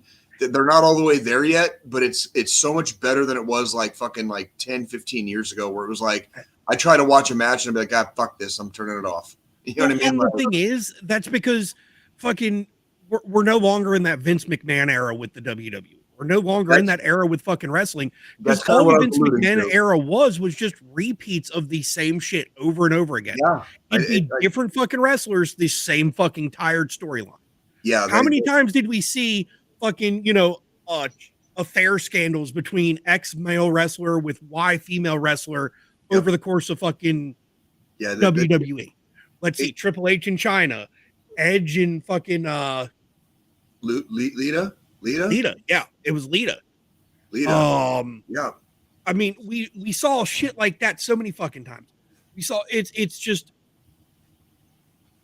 and that's okay. I mean, we knew it was okay that as way. long as the storytelling goes back. I mean, it's okay. I'm so fucking involved in this whole fucking John Cena farewell tour right now because Cena's turned into a fucking dickhead. And I used to love Cena, like, but I still say like we called it on this podcast. He's gonna do a fucking face turn at the very end, and he's gonna go out as a face on top of the hill. But the heel turn was fucking great. Like, how else do you expect? Like, we're taking one of the company's biggest baby faces and having him turn heel for a whole fucking year. Yep. So they can fucking because on SmackDown this week he comes out. Him and Cody are supposed to sign the contract for SummerSlam. Toshi, I think you might be right. I think you might be right. I was actually getting ready. I was there, and I'm going to say I was there when he did it after he left the WWE. But so Cena and Cody. I think they're going to go for like the rare like double turn. They're going to try a double turn. Yeah. So, like, that's the thing, because Cody won King of the Ring. He's guaranteed a match against Cena at SummerSlam. Well, Cena comes out during the contract signing on SmackDown and is like, because I've been busy filming this movie for Netflix, this, that, and the other, I'm emotionally drained. So it's been determined with the higher ups that physically I'm not to compete at SummerSlam. You'll still get your match. Cena goes and Cena goes and fucking, starts walking off after he goes in through this whole spiel. Cody jumps out the fucking ring, fucking boom, right to the back of Cena, drags Cena back into the ring, fucking drops Cena through a fucking table, and then puts the pen in Cena's hand and fucking forces Cena to sign this fucking contract. I love it. And it's not just a regular fucking match. Cody made sure it's a street fight match. That way there's no disqualifications and Cena can't just run off with the title like he's done the last several times he's had to defend. Which platform is SummerSlam going to be on? It's going to be on Peacock. It's 2 nights. It's in Jersey at MetLife Stadium. Fuck, John. What it's August 2nd and the 3rd. Man, you want to know something? There's probably going to be a lot of 2 weeks away. Doing I was going to say that's like 2 weeks away. Dude, you know what else is 2 weeks away? I totally just remembered last night. Like, a buddy of mine here got tickets for a fucking show here in Kansas City because he was going to go with another buddy or some shit. But other buddy like backed the fuck out or fucked off or whatever the fuck. So guess who I'm going to be seeing on August 4th here in Kansas City? Fucking Dropkick Murphys. No shit. Fucking A, bro. Fucking A, dude. Like I'm going to be seeing Dropkick in like fucking 2 weeks. No shit. Okay, now I've got to see if they're coming to fucking Carolina. Thank you for reminding me. So we got anything else with wrestling before we finish off with baseball? All right. So I know you want to start off with the Derby, Jay, but I want to rewind the day before. Go ahead. I watched the draft. Oh, how was that? Tell me about that, please. It was the first time I've ever watched the MLB draft. Okay. You know, I've never seen one. I can't. So I'm curious. So You know, obviously, I've seen other ones. You know, I've seen the football one at one point in my life, you know, at least once, right? Mm-hmm. So, and from playing MLB The Show, you know, they've gotten a little more in depth with the drafting process in the game. So when I looked at the All-Star Week schedule, which is like the WrestleMania for baseball, other than actually, I would say more like the SummerSlam for baseball. The World Series is more like a WrestleMania. Yeah, World Series. Yeah. And All-Star Week is mine and my wife's favorite week in baseball. We love the home run derby. Love it. Okay. There's always some shit that goes down, like that one year when Pete Alonso won. And he hit that one ball and it hit the kid in the head and he was dancing. You know, like little things like that, right? So in the draft, I wanted to see, you know, we got the future of baseball coming, right? And MLB The Show mentioned that whoever gets drafted, their baseball cards would be available in the game immediately as soon as they were drafted. Oh, so, okay. So I thought, hey, you know what? This is a good way to kind of get me to watch the draft. Fuck it, why not? Yeah. Okay. Yeah. You know, so we watched the draft. Great setup. You know, very simple. You know, the commissioner was there, and you know he's talking about how you know the future of baseball is looking good. He, you know, and I just think about what's going to happen before 2029 when we get the two new expansion teams. You know. Yeah, we talked about that. What, last week or the week before? On North Carolina, let's get a fucking team. I'm telling you, it would be good. Joe, I really think it's probably going to be Nashville, North Carolina, and like the Carolinas. The Carolinas, yeah. It's going to be Charlotte and fucking Nashville. The other locations 2 weeks ago, those were the only places that made fucking sense. Yeah, the other locations do not make sense, and they don't have enough people to exactly. No, they just don't. Go ahead. Show up with my bad bitch mug to the first game. So, well, the one thing that I really enjoyed is that every single person who got drafted, they got a white bat, a sponsored bat from a specific company, you know, and they would put it on this shelf. And I was like, damn, that's really cool. And the first one is a shortstop named Willits. And he got drafted to the Orioles, I believe, you know. Well, Las Vegas, their paperwork's already done. Toshi, I think you missed probably that episode or that particular conversation. So it's two new teams. It's not a team moving. You'd have to rewind the tapes, Toshi, because we had that exact conversation on this podcast. And we discussed the pros and the cons, and I had a lot to say about Las Vegas, and none of it was good. I can promise you that, Toshi. Yeah, and Las Vegas is already a done deal. Like that's already happening. But so that's because that's a team moving to Vegas. That's not a new team. It's still fucking stupid. It's still fucking stupid.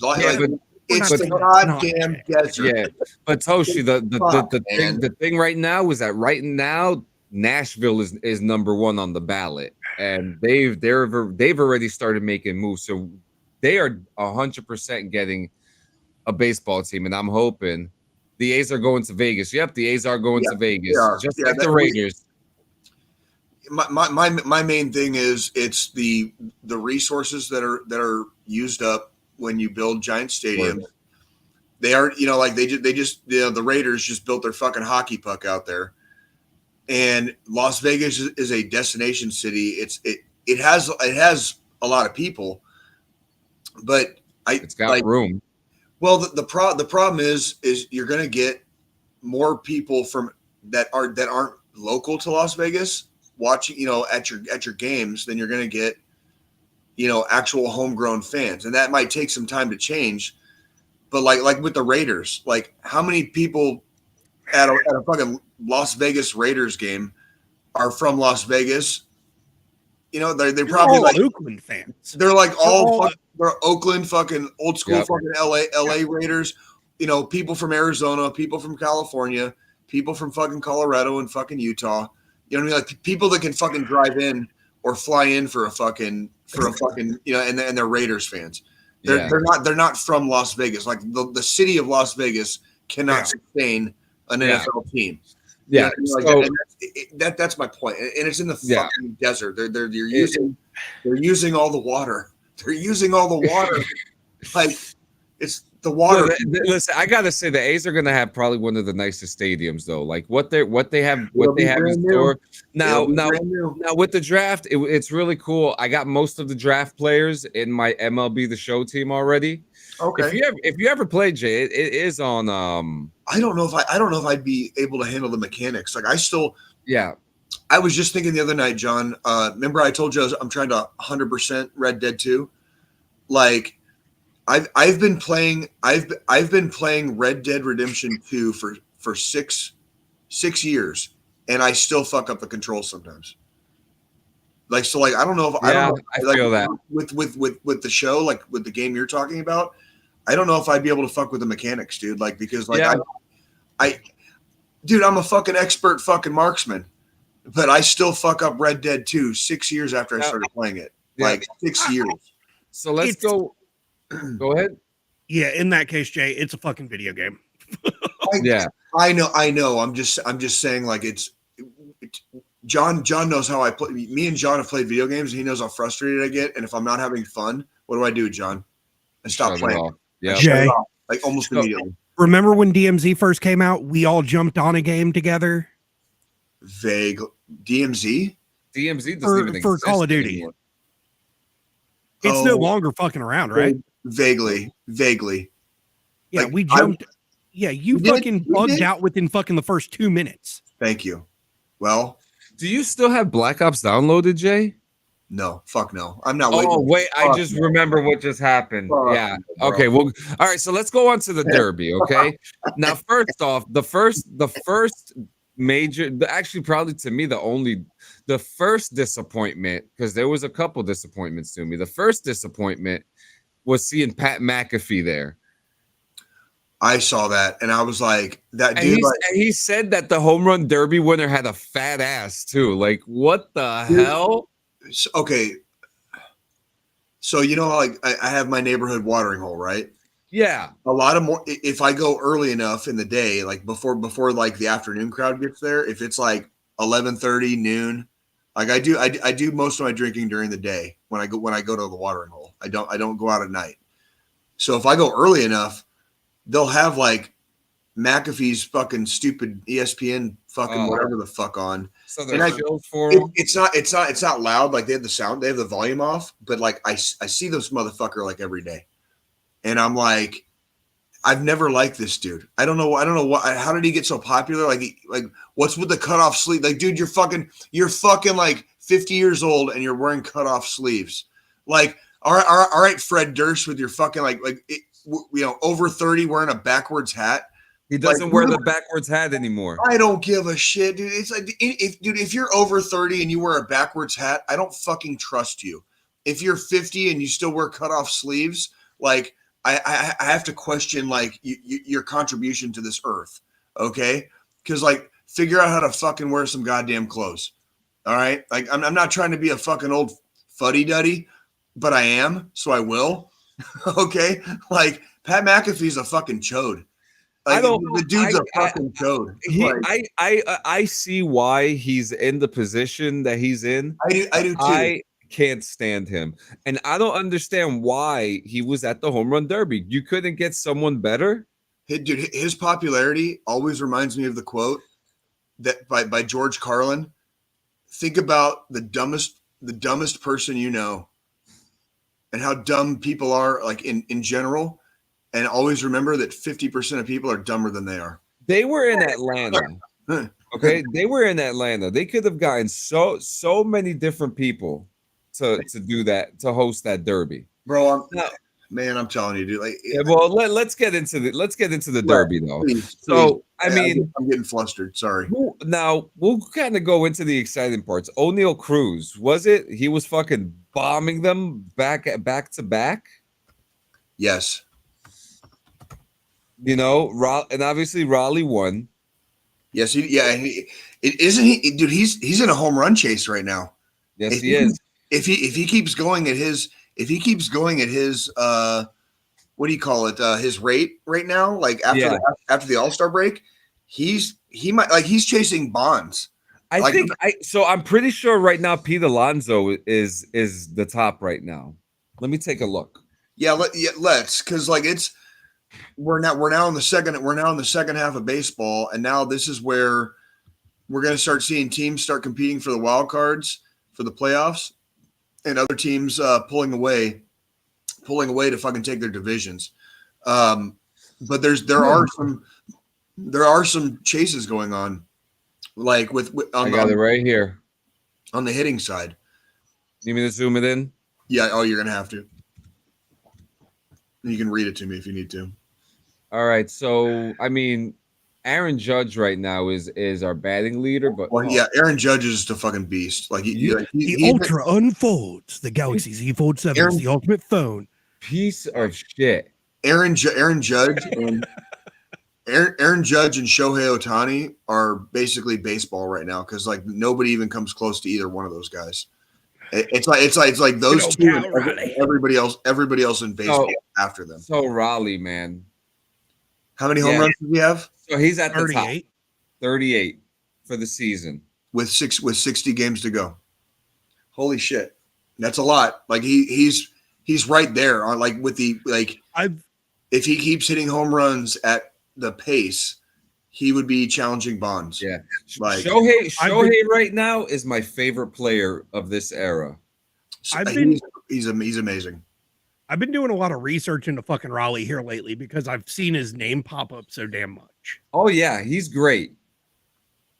Plays for the Mariners. He's having a fucking kick-ass fucking year, clearly. Mm-hmm.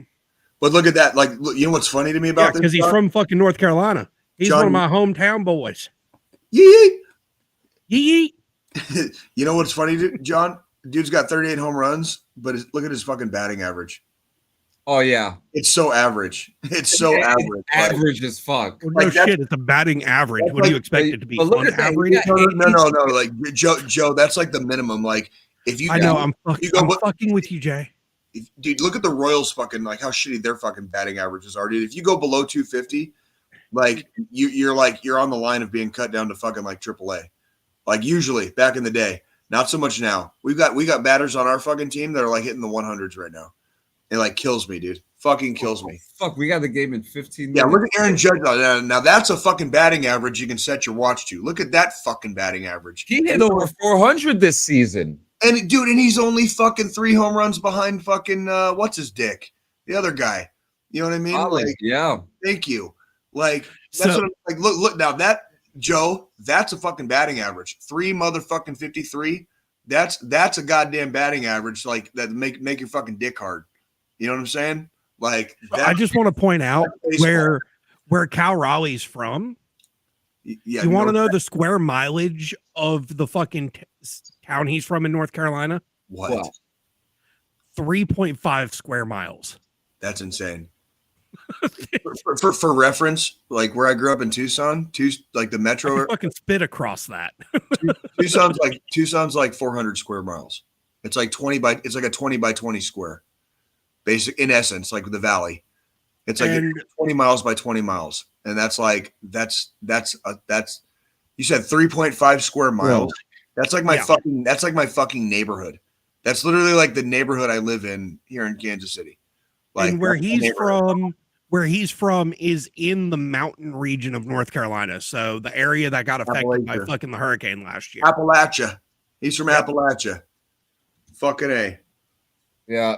So from the dungeon, I'm kind of with you on that. Although I do like that they sped up the time with the pitching clock because I really think it helps when baseball games are like 2.5 hours and not fucking 3. Like I really do. Like it's way better. It's faster. We don't need people scratching their fucking dick on the mound. You know, like just taking their time. You know, this isn't Mickey Mantle shit, dude. Like we got shit to do. I'm one of them people. I have to physically be at a baseball game to be able to watch it. Yeah, I love watching it. I love listening to it on the radio. I'm very nostalgic for the game of baseball. Like me and my dad were at a baseball museum yesterday. Like for the Negro Leagues.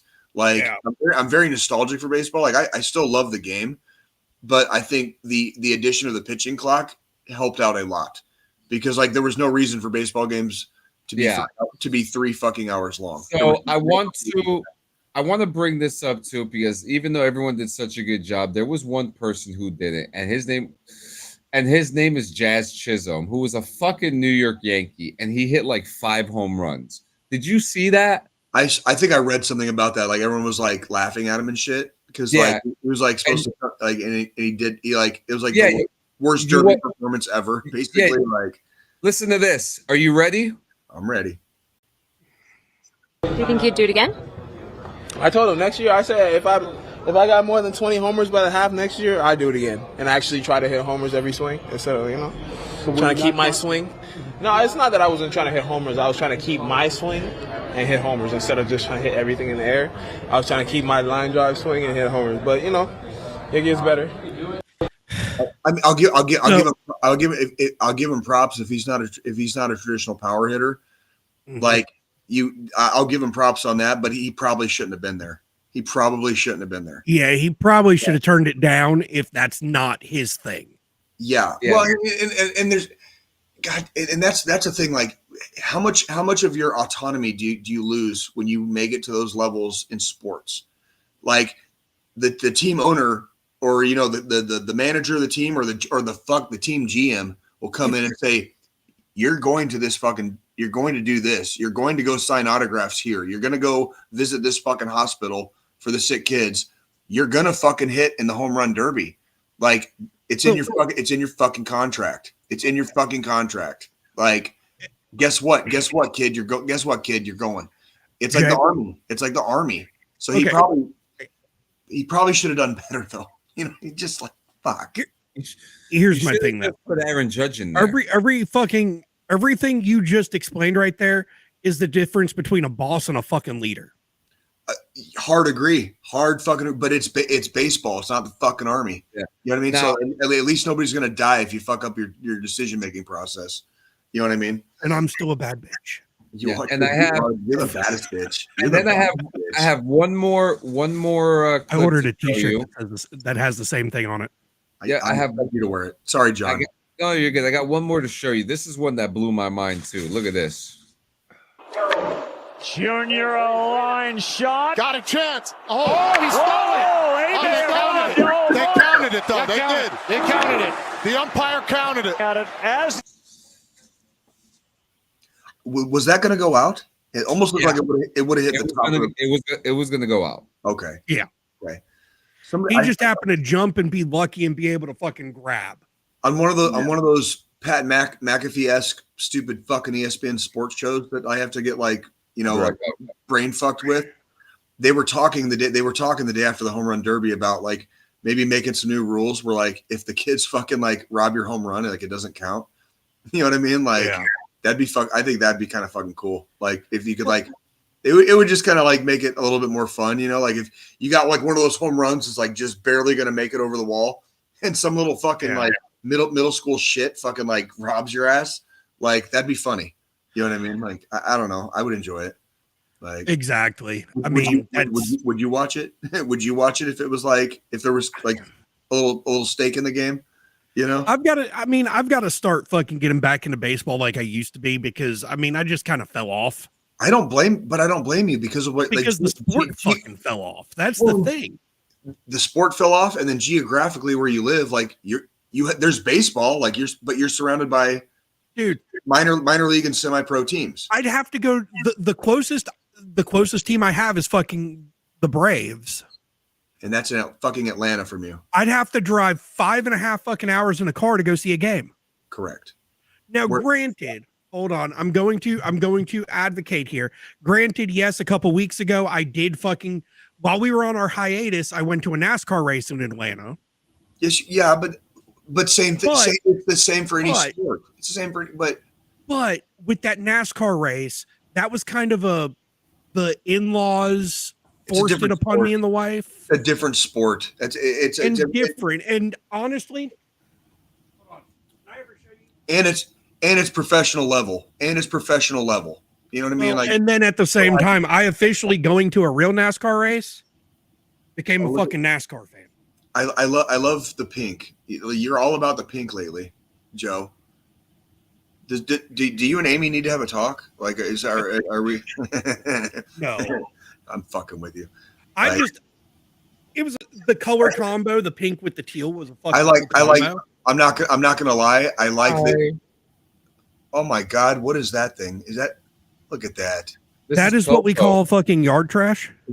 Is that your dog? You have a dog? This is my mom's dog. Oh, okay. I was gonna say I didn't know you had a dog. That's what we call an ankle biter. Yeah. That little cute little ball of fluff there. No, I like the Joe. I like the juxtaposition of like a big burly fucking like army veteran wearing a fucking pink ass fucking hat and drinking out of a pink ass mug that says "bad bitch" on it in Barbie lettering. Like, well, like I told you, I've ordered a fucking shirt. I'll pull up well, I ordered both the t-shirt and the tank top for this. God damn it. Pull it out. I'm gonna get a beer real quick. I'll be right back. What's up on the microphone? I mean, granted, I know we're about final thought, which I'll take this week. Oh, right. Yeah, you got that's right. Oh shit. Oh yeah, I got a game to watch too. Oh fuck. I think the fucking Royals are playing today, aren't they? I gotta check and see what time they're playing. So remember when we discussed the whole Buffalo school system thing? Yeah. Yes. Totally, but yes. Yeah. That's where this mug comes into play. The first time I ever saw this mug. Here's the shirt. Oh, yeah. Yeah. And then, so I ordered the tank. With the t-shirt, though, they offer it in pink, so I got it in the pink with the lettering. God damn, I cannot wait to see you fucking rocking that shit, dude. That's going to be hilarious. Like, that's going to be fucking hilarious. And then there was another shirt that I saw when we were in Spencer's when I picked up the mug. And I looked at the wife and I was like, I'm going to order this because I have to. Here's the problem right now. Even though I've lost weight, I'm still a 3XL. Most stores in the mall only carry up to 2XL. So I have to order shit off the internet right now. That's all good. That reminds me of like the time I went to go see Jerry Cantrell solo, like his solo act, like not with Alice in Chains. And the opening band was called Thunder Pussy. So I bought a t-shirt from Thunder Pussy because it says Thunder Pussy on the shirt. And so now when I go out in public with that shit, like nobody says anything. But I get a lot of looks and it's really funny. Because there was this very specific t-shirt and I ordered it while we were standing in Spencer's off of their website. Uh-huh. And it's like, it was like like it had a bald eagle on it with a flag. And it said, I'm here to drink beer, something, and fuck your wife. It's like it's like those t-shirts where you're like, see it and then you have to like take a double look. I looked straight. I looked dead ass in my wife's eyes. And I said, I'm buying this shirt right now. And I'm not going to wear it until we're at the beach with your family.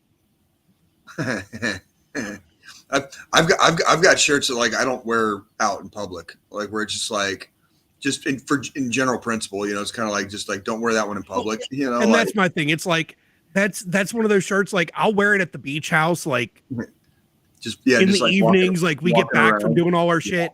I go to put on my gym shorts and a t-shirt to get comfy for the evening while we go to play board games or whatever. Yep. And I'll throw that fucker on and just walk downstairs and be like, I'm here to drink beer, such and such, and fuck your wife with a bald eagle on the fucking shirt. It's like all majestic as fuck. Like,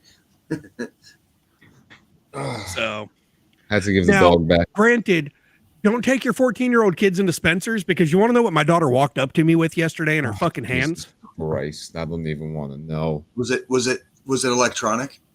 Was it a device? Was it a device? It was a stuffed fucking. It was a plush. It was like a plushie. Uh-huh. But it was a giant fucking penis. That's badass, dude. My 14-year-old walks up to me and is like, "Can I get this?" I'm gonna use that as like a fucking throw pillow on my couch. That sounds awesome. I'm like looking at her sideways, like, part of me is proud that you even asked. The other part of me, because your stepmother's standing right here and I don't want to get fucking divorced, wants to tell you no. Like, you have the balls to say, "Can I get this?" Tell her to get a bank account and she can order her own, things like online, like that's like, yeah. Yeah. Like she just straight up, I'm pretty sure I can fucking pull it up on their website. That totally reminds me of like when me and John used to play Call of Duty and we were playing online and they came out with like some update or some patch or whatever. And I figured out how to draw cock and balls with the spray paint. It was this. It was. I'm just fucking. Am I going to be good to show this on fucking the internet, John? Just do it. Okay, fuck it. I could blur it out. Dude, we're not going to blur anything. Fuck them. Oh, that's fine. Oh, that's a cute She little. literally walks up with this in her fucking, and this is about as big as her fucking torso. That's fucking awesome. And is like, can I buy this? And I'm like, part of me wants to just fucking say yes. The other part of me doesn't want to get smacked in the back of the head by your stepmother. Yeah, it's like the part of me that appreciates cock art. You know what I mean? I'll tell you one thing. It's big enough. With I'll tell you one thing. It's big enough to fill up my ass. I was sitting here thinking, well, I mean, if that's your fucking depiction of a penis, don't wait. I can't wait till you get disappointed. God. Oh man, well guys, thank you so much for coming to another episode. I just want to promote, I will be giving out a date when I do that show. I'm going to be doing a charity podcast with Cyberboy. I will be putting out a date for that soon, and there will be a charity involved with that, and all proceeds will be going to said charity when that is officially announced. Other than that, I got nothing. You know, but yeah, Squilini, you said you wanted to take the final thought today. So I'm going to kind of go into this, and I've asked my buddy / bartender to watch this episode because of some shit she was dealing with this week. And I first off, before we dive deep into the final thought, I want to say it is never okay to guilt other people because of how you are feeling. Oh no, yeah, we talk whether about it's mentally, emotionally, physically, anger out on other people. Yeah, like just you cannot say shit that can harm others. Yeah. With that being said, there is a close friend who is dealing with some personal shit that I hope everybody that watches our show keeps in their thoughts and prayers, on their mind. Not going to go into more details than that just because I don't have permission to really fucking dive into it. But we all go through hard times, especially those of us within the veteran community, those of us that have lost, those of us that are in chronic pain. However, you're still needed, wanted on this fucking earth. There's people that care. Whether you feel like the people care or not, they fucking give two flying fucks about your well-being and how you're doing. You might not hear from people frequently because of reasons unknown to you personally, but just keep pushing, keep fighting, no matter what. If you're feeling down and you don't want to talk to a friend, a family member, anybody you know, you can reach out to the National Suicide Hotline by texting or calling 988 or dialing 1-800-273-TALK. That's 1-800-273-8255. But no, there are people there for you. Whether it's relatives, friends, a complete fucking stranger. We have to watch each other's backs on a day-to-day basis. We have to be there for each other. We have to bring some kind of decency back to the human race as a whole. We see too much death and destruction and shit within the news and the media. There's so many bad things going on out in our world that we have to stand up as a populace and stand hand in hand and console and be there for each other to fight those demons together. If you don't feel like talking to someone that's a stranger, a family, or friend, there's us three here on the podcast. We're always available night or day. Easy to find.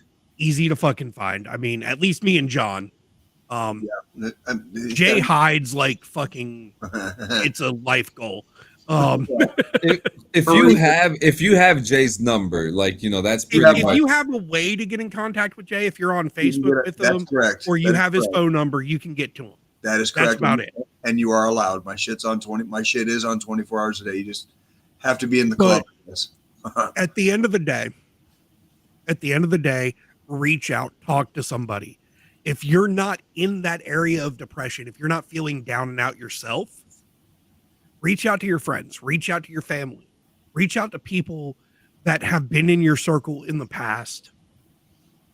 Old colleagues, fucking it doesn't fucking matter.